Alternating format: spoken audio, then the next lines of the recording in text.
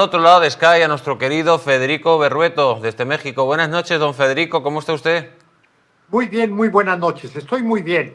Me da gusto saludarles. Un placer, como siempre.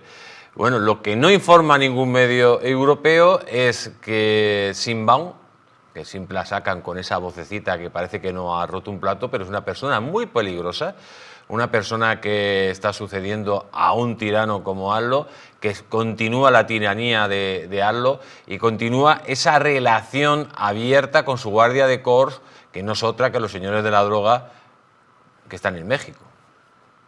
Bueno, la noticia que tenemos dos noticias.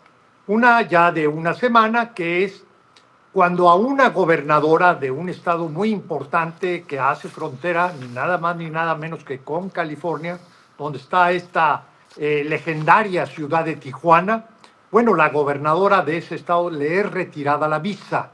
No han dicho las autoridades, no hay un comunicado oficial sobre las causas o razones, pero ha trascendido en medios con fuentes de información confiables que es parte de una investigación que incluye a muchos otros miembros relevantes de Morena, del partido gobernante. Y la otra noticia es que el día de ayer por la mañana fueron ejecutados dos muy cercanos funcionarios a quien es la,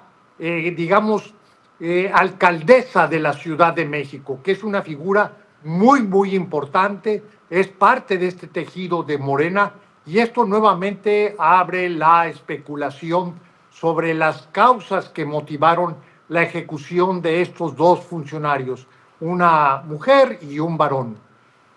Señor Berrueto, lo que me estaba contando usted es que, lógicamente, los que gobiernan verdaderamente México, que no es Sheinbaum, sino los cárteles, están ajustando cuentas para lo que pueda venir desde Estados Unidos, porque ya Donald Trump le dijo a Sheinbaum que ponía el ejército norteamericano para luchar contra los cárteles de la droga. Ella se volvió la bandera mexicana, dijo que no, que es un graso error, pero claro, dijo que no porque sus amos no le van a dejar que metan al ejército norteamericano para luchar contra ellos mismos, ¿no? Sí, sin embargo, la situación pues no es lo que hace Trump y lo que haga la presidenta, lo que le está sucediendo a los mexicanos, y justamente la ejecución de dos funcionarios el día de ayer ha sacudido a la sociedad, aunque todos los días en México tenemos noticias de 70, 80 personas asesinadas, 15, 20 desaparecidos, y frente a esta numeralia, bueno, la sociedad mexicana, que es la víctima fundamental, pues está exigiendo, está demandando un alto a la inseguridad y a la violencia. Pero ¿cómo es posible lo que usted me acaba de relatar? Estamos hablando de un país en guerra directamente, y recientemente ha habido unas elecciones y le dan la mayoría a esta señora. ¿Qué pasa en México? ¿Cuál es la tecla que no funciona cuando el país, que está prácticamente, por los números de muertos que me está hablando, de asesinatos, en un estado de guerra, vota de forma mayoritaria a personajes como estos, que además están ligados con el comunismo chino, están ligados con el comunismo cubano, con el comunismo de Nicaragua y con el comunismo de Venezuela y con el crimen transnacional, claro? Mira, hay una lección que es muy importante que las democracias la tengan presente.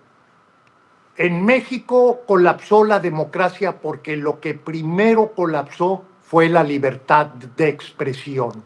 Es decir, los órganos, los medios de comunicación fueron colonizados, fueron intimidados, fueron anulados, procedieron a la autocensura, y el escrutinio social, que es una de las herramientas fundamentales de toda democracia, dejó de existir en México.